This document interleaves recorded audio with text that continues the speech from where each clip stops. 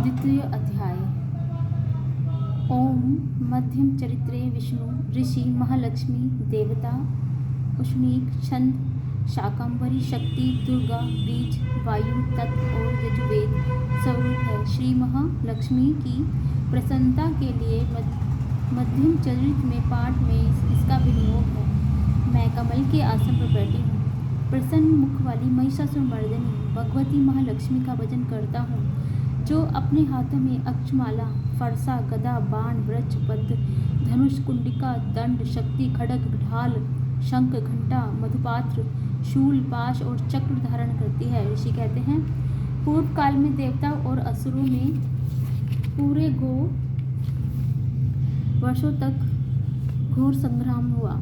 उसमें असुरों का स्वामी महिषासुर था और देवताओं के नायक इंद्र थे। उस युद्ध में देवताओं की सेना महाबली असुरों से परास्त हो गई। संपूर्ण देवताओं को जीतकर महासुर इंद्र बन गया। तब पराजित देवता प्रजापति ब्रह्मा जी आगे करके उस स्थान पर गए जहां भगवान शंकर और विष्णु विराजमान थे। देवताओं ने महिषासुर के पराक्रम तथा अपनी पराजय का यथावत वृतांत उन दोनों देव ईश्वरों में विस्तार पूर्वक कहा और सुनाया। वे बोले, भगवान महिषासुर सूर्य इंद्र अग्नि वायु चंद्रमा यम वरुण तथा अन्य देवताओं भी अधिकार छीनकर स्वयं ही सबका अधिष्ठाता बन बैठा है। उस दुरात्मा महिष ने समस्त देवताओं को स्वर्ग से निकाल दिया है। अब वे मनुष्य की भांति पृथ्वी पर विचरते हैं। दैत्यों की यह सारी करतूत अपने आप लोगों से ही कह सुनाई। अब हम आपकी ही शरण में आए हैं, उसके वध का कोई उपाय सोचिए। इस प्रकार देवताओं के वचन सुनकर भगवान विष्णु और शिव ने दैत्यों पर बड़ा क्रोध किया। उनकी भौहें तन गई और मुंह टेढ़ा हो गया। तब अत्यंत कोप में भरे हुए चक्रपाणी श्री विष्णु के मुख से एक महान तेज प्रकट हुआ। इसी प्रकार ब्रह्मा शंकर तथा इंद्र आदि अन्याय देवताओं के शरीर में भी वह बड़ा भारी तेज निकला। वह सब मिलकर एक हो गया। महान तेज का वह पुंज जाज्वल्यमान पर्वत सा बन गया। देवताओं ने देखा, वहां उसकी ज्वालाएं संपूर्ण दिशाओं में व्याप्त हो रही थी। संपूर्ण देवताओं के शरीर में प्रकट हुए उस तेज की कहीं तुलना नहीं थी। एकत्रित होने पर भी एक नारी के रूप में परिणित हो गया और अपने पराक्रम से तीनों लोकों में व्याप्त जान पड़ा। भगवान शंकर का जो तेज था उसमें उस देवी का मुख प्रकट हुआ। यम तेज से उसके सिर में बाल निकले और श्री विष्णु भगवान के तेज से उसकी भुजाएं उत्पन्न हुई। चंद्रमा के तेज से दोनों स्तनों का और इंद्र के तेज से माध्यम का प्रादुर्भाव हुआ। वरुण के तेज से जंगा और कुंडली तथा पूर्वी पृथ्वी के तेज से नितंबरा भाग हुआ। ब्रह्मा के तेज से दोनों चरण और सूर्य के तेज से उसकी उंगलियां हुई। वसुओं के तेज से हाथों की उंगलियां और कुबेर के तेज से नासिका प्रकट हुई। उस देवी के दांत प्रजापति के तेज से और तीनों नेत्र अग्नि के तेज से प्रकट हुए। उसकी भौहें संध्या के और कान वायु के तेज से हुए। इसी प्रकार अन्याय देवताओं के तेज से भी उस कल्याण में देवी का आविर्भाव हुआ। तदंतर समस्त देवताओं के तेज पुंज प्रकट हुए। देवी को देखकर महिषासुर के सताए हुए देवता बहुत प्रसन्न हुए। पिनाकधारी भगवान शंकर ने अपने शूल से एक शूल निकालकर उन्हें दिया। फिर भगवान विष्णु ने अपने चक्र से उत्पन्न करके भगवती को अर्पण किया। वरुण ने भी शंख भेंट किया। अग्नि ने उन्हें शक्ति दी और वायु ने उन्हें धनुष बाण से भरे हुए 2 तरकस प्रदान किए। सहस्त्र नेत्रों वाले देवराज इंद्र ने अपने वज्र से उत्पन्न करके दिया और ऐरावत हाथी से उतारकर 1 घंटा भी प्रदान किया। यमराज ने कालदंड से दंड, वरुण ने पाश, प्रजापति ने स्फटिक काक्ष की माला तथा ब्रह्मा जी ने कमंडलू दिया। सूर्य ने देवी के समस्त रोमकूप में अपनी किरणों का तेज भर दिया। काल ने उन्हें चमकती हुई ढाल और तलवार दी। क्षीर समुद्र ने उज्ज्वल हार तथा कभी जीर्ण न होने वाले 2 दिव्य नेत्र भेंट दिए। साथ ही उन्होंने दिव्य चूड़ामणि, 2 कुंडल, कड़े, उज्ज्वल अर्धचंद्र तथा बाहु के लिए केयू, दोनों चरणों के लिए निर्मल नुपुर, गले की सुंदर हंसली और सब उंगलियों में पहनने के लिए रत्नों की अंगूठियां भी दी। विश्वकर्मा ने उन्हें अत्यंत निर्मल फारसा भेंट किया। साथ ही अनेक प्रकार के अस्त्र और अभेद कवच दिए। इनके सिवा मस्तक और वक्ष स्थल पर धारण करने के लिए कभी न कुमलाने वाले कमलों की मालाएं दी। जलनिधि ने उन्हें सुंदर कमल का फूल भेंट किया। हिमालय ने सवारी के लिए सिंह तथा भांति भांति के रत्न समर्पित किए। धनाक्ष कुबेरों ने मधु से भरा धन पान पात्र दिया और संपूर्ण नागों के साथ शेष ने उन्हें उस पृथ्वी को धारण करते हुए उन्हें बहुमूल्य मणियों में से विभूषित नागहार भेंट कर दिया। इसी प्रकार सब देवताओं भी आभूषण और अस्त्र शस्त्र देकर देवी का सम्मान किया। तत्पश्चात उन्होंने बारंबार अट्टहास उच्च स्वर में गर्जना की। उनके भयंकर नाद से संपूर्ण आकाश गूंज उठा। देवी का यह अत्यंत उच्च स्वर से किया हुआ सिंहनाद कहीं समा न सका। आकाश उसके सामने लघु प्रतीत होने लगा। उससे बड़े जोर की प्रतिध्वनि हुई, जिससे संपूर्ण विश्व में हलचल मच गई और समुद्र कांप उठे। पृथ्वी डोलने लगी और समस्त पर्वत हिलने लगे। उस समय देवताओं ने अत्यंत प्रसन्नता के साथ सिंहवासिनी भवानी से कहा, देवी तुम्हारी जय हो। साथ ही महर्षियों से भक्ति भाव से विनम्र होकर उनका स्तवन किया। संपूर्ण त्रिलोकी की शोभग्रस्त देख दैत्यगण अपनी समस्त सेनाओं को कवच आदि से सुसज्जित कर हाथों में हथियार ले सहसा उठकर खड़े हो गए। उस समय महिषासुर ने बड़े क्रोध में आकर कहा, यह क्या हो रहा है। फिर संपूर्ण असुर ने घिरकर उस सिंहनाद की ओर लक्ष्य करके दौड़ा और आगे पहुंचकर उसे देवी को देखा, जो अपनी प्रभा से तीनों लोकों को प्रकाशित कर रही थी। उनके चरणों में भार से पृथ्वी दबी जा रही थी। माथे के मुकुट से आकाश में तेज रेखा खींच रही थी तथा वे अपने धनुष की टंकार से सातों पातालों को शुद्ध किए देती थी। देवी अपने हजारों भुजाओं से संपूर्ण दिशाओं को आवंचित करके खड़ी थी। तदंतर उनके समय दैत्यों का युद्ध छिड़ गया। नाना प्रकार के अस्त्र शस्त्रों से प्रहार संपूर्ण दिशाएं उदासीन होने लगी। चक्षुर नामक महान असुर महिषासुर सेना नायक वह देवी के साथ युद्ध करने लगा। अन्य दैत्यों की चतुर्गणी सेना साथ लेकर चामर भी लड़ने लगे। 60,000 रथियों के साथ आकर उग्रद्र नामक महादैत्य लोहा लिया। 1 करोड़ रथियों को तथा साथ लेकर महान नामक दैत्य युद्ध करने लगा। जिनके रोए तलवार के समान खड़े थे, वह आसीलोमा नामक महादैत्य 5 करोड़ रथी सैनिकों सहित युद्ध में आ डटा। 60,000 रथियों से घिरा हुआ बसकाल नामक दैत्य भी उस महायुद्ध में लड़ने लगा। परिवार नामक राक्षस हाथी सवार और घुड़सवार अनेक दलों तथा 1 करोड़ रथियों की सेना लेकर युद्ध करने लगे। बिडाल नाम दैत्य 5 अरब रथियों से घिरकर लोहा लेने लगा। इनके अतिरिक्त और भी हजारों महादैत्य रथ, हाथी और घोड़ों की सेना साथ लेकर वहां देवी के साथ युद्ध करने लगे। स्वयं महिषासुर उस रणभूमि में कोटि कोटि सहस्त्र हस्त, हाथी और घोड़ों की सेना से घिरा हुआ था। वे दैत्य देवी के समान तोमर, इंद्रपाल, शक्ति, मूसल, खड्ग, परशु और पटिश आदि अस्त्र शस्त्रों का प्रहार करते हुए युद्ध कर रहे थे। कुछ दैत्यों ने उन पर शक्ति का प्रहार किया, कुछ लोगों ने पाश फेंके तथा कुछ अपने दैत्यों से खड्ग प्रहार करके देवी को मार डालने का उद्योग किया। देवी ने भी क्रोध में आकर खेल खेल में ही अन्य अस्त्र शस्त्रों की वर्षा करके दैत्यों के समस्त अस्त्र शस्त्र काट दिए और उनके मुख पर परिश्रम व थकावट रंच मात्र को चिल्लाती देवता और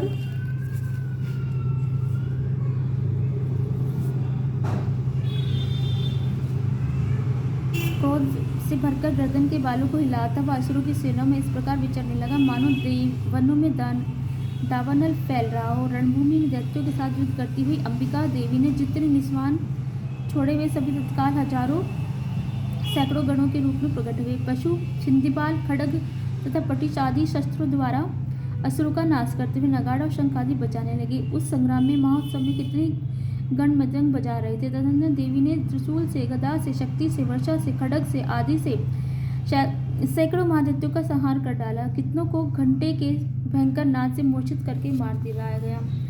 बहुतेरे दैत्यों को पाश बांधकर धरती पर घसीटा। कितने ही दैत्यों उनकी तीखी तलवार से मार से 2 टुकड़े हो गए। कितने ही गदा की चोट से घायल होकर धरती पर सो गए। कितने ही मूसल की मार से अत्यंत आहत होकर रक्त वमन करने लगे। कुछ दैत्य सूल से छाती फाड़ जाने के कारण पृथ्वी पर ढेर हो गए। उस रंगांगन में बाण समूह की वृष्टि से कितने ही असुरों की कमर टूट गई। बाज की तरह झपटने वाली देवी बड़ी दैत्य अपने पात्रों से हाथ धोने लगे। किन्हीं की भौहें छिन छिन हो गई। कुछ लोगों के शरीर में के मध्यम भाग में विदीर्ण हो गए। कितने ही महादैत्य जांघें कट जाने से पृथ्वी पर गिर पड़े। कितनों को की देवी एक वहां एक पैरों और एक देख वाला करके 2 टुकड़ों में चीर डाला। कितने ही दैत्य मस्तक पर कटने लगे, फिर गिरकर फिर उठे और फिर केवल धड़ से ही के रूप में अच्छे अच्छे हथियार हमने हाथों में लेकर देवी के साथ युद्ध करने लगते थे। दूसरे कबंध युद्ध के बाजों की लय पर नाचते थे। कितने ही बिना सिर के धड़ हाथों में खड़ग ली शक्ति दृष्टि किए दौड़ते थे तथा दूसरे महादैत्य ठहरो ठहरो यह कहते हुए देवी को युद्ध के लिए ललकारते थे। जहाँ तक घोर संग्राम हुआ वहाँ की देवी धरती के देवी के गिराए हुए थे तथा प्राप्त हाथी घोड़े असुरों की लाशों से ऐसी पट गए जहाँ चलना फिरना असंभव हो गया। दैत्यों की सेना में हाथी घोड़े असुरों के शरीर में इतनी अधिक मात्रा में रक्तपात हुआ कि थोड़ी ही देर में वहाँ खून की बड़ी बड़ी नदियाँ बहने लगी। जगदम्बो असुरों की विशाल सेना को क्षण भर में नष्ट कर दिया। ठीक उसी तरह जैसे तृण और काट के भारी ढेरों को कुछ ही क्षणों में भस्म कर देती है। और वह सिंह भी गर्दन से बालों को हिला हिलाकर जोर से गर्जना करता हुआ दैत्यों के शरीर में मानो उनके प्राण चुने लेता है। वहाँ देवी के गणों ने भी उन दैत्यों के साथ ऐसा युद्ध किया जिससे आकाश में खड़े हुए देवतागण उन पर बहुत संतुष्ट और फूल बरसाने लगे। इस प्रकार महाकांडेय पुराण में श्रवणिक मध्यवंतर कथा के अंतर्गत महादेवी महात्म्य ने महिषासुर से सेना का वध नामक दूसरा अध्याय पूरा हुआ। तृतीय अध्याय। जगदम्बा के श्री अंगों की कांति उदय काल के सहस्त्र सूर्य के समान है। वे लाल रंग की रेशमी साड़ी पहने हुए हैं। उनके गले में मुंडमाला शोभा पा रही है। दोनों स्तनों पर रक्त चंदन का लेप हुआ है। वे अपने कार कमलों से जप मालिका विद्या और अभय तथा वर मुद्राएं धारण किए हुए हैं। 3 नेत्रों में सुशोभित मुखारविंद की बड़ी शोभा हो रही है। उनके मस्तक पर चंद्रमा के साथ ही रत्न में मुकुट बंधा हुआ है तथा वे कमल के आसन पर विराजमान है। ऐसी देवी को भक्तिपूर्वक प्रणाम करता हूँ। ऋषि बोले, दैत्यों की सेना को इस प्रकार तहस नहस होते देख महादैत्य सेनापति शिक्षुर क्रोध में भरकर अंबिका देवी से युद्ध करने के लिए आगे बढ़ा। वह असुर रणभूमि में देवी के ऊपर इस प्रकार बाणों की वर्षा करने लगा जैसे बादल मेरुगढ़ी के शिखा पर पानी की धार वर्षा रहे हो। तब देवी ने अपने बाणों से उनके समूह को अनायास ही काट डाला। उसके घोड़ों और सारथियों को भी मार डाला। साथ ही उनके धनुष तथा अत्यंत ऊंची ध्वजा को भी तत्काल काट दिया। धनुष कट जाने पर उनके अंगों को अपने बाणों से बींध डाला। धनुष रथ घोड़े और सारथी के नष्ट हो जाने पर असुर ढाल और तलवार लेकर देवी की ओर दौड़ा। उसने तीखी धार वाली तलवार तथा सिंह के मस्तक पर चोट करके देवी को भी बाईं भुजा में बड़े वेग से प्रहार किया। राजन, देवी की बाह पर पहुंचते ही वह तलवार टूट गई और फिर क्रोध से लाल आंखें लेकर उस राक्षस पर शूल हाथ से लिया और उसे महादैत्य भगवती भद्रकाली के ऊपर चलाया। वह शूल आकाश में गिरते हुए सूर्यमंडल की भांति तेज से प्रज्वलित हो उठा। उस शूल को अपनी ओर आते देखकर देवी ने भी शूल का प्रहार किया। उससे राक्षस के शूल के सैकड़ों टुकड़े हो गए तथा साथ ही महादैत्य शिक्षुर भी धज्जियां उड़ गई और प्राणों से हाथ धो बैठा। महिषासुर सेनापति महाप्रक्रमी शिशुर मारे जाने पर देवताओं को पीड़ा देने वाला चामर हाथी पर चढ़कर आया। उसने भी देवी के ऊपर शक्ति का प्रहार किया, किंतु जगदम्बा ने उसे अपने हुंकार से आहत एवं निष्प्रभ कर दिया। तत्काल पृथ्वी पर गिर गया और शक्ति टूटकर गिरती हुई देख चामर को बड़ा क्रोध हुआ। अब उसे शूल चलाया, किंतु देवी ने उसे अपने बाणों द्वारा काट दिया। इतने में ही देवी का सिंह चलकर हाथी के मस्तक पर चढ़ बैठा और दैत्य के साथ खूब जोर लगाकर बाहु युद्ध करने लगा। वे दोनों लड़ते लड़ते हाथी से पृथ्वी पर आ गिरे और अत्यंत क्रोध से भरकर एक दूसरे पर बड़े भयंकर प्रहार करते हुए लड़ने लगे। तदंतर सिंह वेग से आकाश की ओर उछला और उद्यम से गिरते हुए अपने पंजों की मार से चामर का सिर धड़ से अलग कर दिया। इसी प्रकार उग्र शिला और वृक्ष की आदि मार खाकर रणभूमि में देवी के हाथों मारा गया तथा कराल भी दांतों, मुक्कों और थप्पड़ों की चोट में धराशायी हो गया। क्रोध से भरी हुई देवी ने गदा की चोट से उसका कचुम्बर निकाल दिया। बिंदीपाल से वाष्पकलम तथा बाणों से ताम्र और अंध को मौत के घाट उतार दिया। तीनों नेत्रों वाली परमेश्वर त्रिशूल से उग्रास्य, उग्रीव्य तथा महानु नामक दैत्यों को मार डाला। तलवार की चोट से विशाल के मस्तक को धड़ से काट गिराया। दुर्धर तथा दुर्मुख इन दोनों को भी अपने बाणों से यमलोक भेज दिया। इस प्रकार अपनी सेना का संहार होता देख महिषासुर ने भैंसे का रूप धारण किया और देवी के सामने देवी के गणों को त्रास करने लगा। किन्हीं को थुथुन ने मारकर, किन्हीं पर खुरों का प्रकार करके और कहीं कहीं तो पूंछ से चोट लगा पहुंचाकर, कुछ को सिंगों से विदन करते हुए गणों को वेग से, किन्हीं को सिंह से, कुछ को चक्कर देकर और कितनों को निश्वास वायु के झोंक से धराशायी कर दिया। इस प्रकार गणों की सेना को गिराकर वह असुर महादेवी सिंह को मारने के लिए झपटा। इससे जगदम्बा का बड़ा क्रोध हुआ। उधर माँ प्रतमी महिषासुर भी क्रोध में भरकर धरती को खुरदुरों से खोदने लगा और सिंहों से ऊंचे ऊंचे पर्वत को उठाकर फेंकने लगा, गरजने लगा। उससे वेग में चक्कर देने के कारण पृथ्वी शुद्ध होकर फटने लगी। उसकी पूंछ से टकराकर समुद्र सब ओर से धरती की ओर डूबने लगा। हिलते हुए सिंहों के आघात से विदीर्ण होकर बादलों के टुकड़े टुकड़े हो गए। उससे श्वास की प्रचंड वायु के वेग उड़े हुए और सैकड़ों पर्वत आकाश से गिरने लगे। इस प्रकार क्रोध में भरे हुए उस महादैत्य अपनी और आते देखकर चंडिका ने उसका वध करने के लिए महान क्रोध किया। उन्होंने पास फेंसकर उस महान असुर को बांध लिया और उस महासंग्राम बंध जाने पर भैंसे का रूप धारण किया और तत्काल सिंह के रूप में वह प्रकट हो गया। उस अवस्था में जगदम्बा जो ही उसका मस्तक काटने के लिए उछल हुई, त्यों ही वह खड़गधारी पुरुष के रूप में दिखाई देने लगा। तब देवी तुरंत ही बाणों की वर्षा करके ढाल और तलवार के साथ उस पुरुष को बांधकर डाला। इतने में वह महान गजराज के स्वरूप में परिणत हो गया तथा अपनी सूंड से देवी के त्रिशूल विशाल सिंह को खींचने और गरजनाने लगा। खींचते समय देवी तलवार से उसकी सूंड काट डाली तथा उस महादैत्य पुण्य भैंस का रूप धारण कर लिया। पहले की भांति चराचर प्राणियों सहित तीनों लोगों को व्याकुल करने लगा। तब क्रोध से भरी हुई जगमाता चंडिका बारंबार उधम मधु का पान करने और लाल भौएं करके हंसने लगी। उधर वह बल और पराक्रम मद से उत्पन्न हुआ राक्षस गरजने लगा। उसने सींगों से चंडी के ऊपर पर्वतों को फेंक दिया। उस समय देवी और अपने बाणों के समूह में उनके फेंके हुए पर्वतों के चूर्ण करती हुई बोलते समय उसका मुख मधु के मदर से लाल हो गया और वाणी लड़खड़ा रही थी। देवी ने कहा, ओ मूढ़, मैं जब तक मधु पीती हूँ तब तक तू क्षण भर के लिए खूब गरज ले। मेरे हाथ से जैसे ही तेरी मृत्यु हो जाने पर अपक्रोध ही देवता तुझसे गर्जना करेंगे। ऋषि बोले। जो यह कहकर देवी उछली उस महादैत्य के ऊपर चढ़ी और फिर उसने पैर से उसे दबाकर शूल से उसके कंठ का आघात किया। उनके पैर से दबा होने पर भी महिषासुर अपने मुख से अभी आधे शरीर से ही बाहर निकलने लगा कि देवी अपने प्रभाव से उसे रोक दिया। आधा निकलकर होने पर भी वह दैत्य देवी से युद्ध करने लगा। तब देवी बहुत बड़ी तलवार से उसका मस्तक काट दिया। फिर तो हाहाकार करते हुए दैत्यों की भारी सेना आ गई और संपूर्ण देवता अत्यंत प्रसन्न हो गए। देवता दिव्य महिषियों तथा देवियों का स्वतन मन्वंतर कथा अत्यंत देवी महात्म्य में महिषासुरवध 3रा अध्याय पूर्ण हुआ।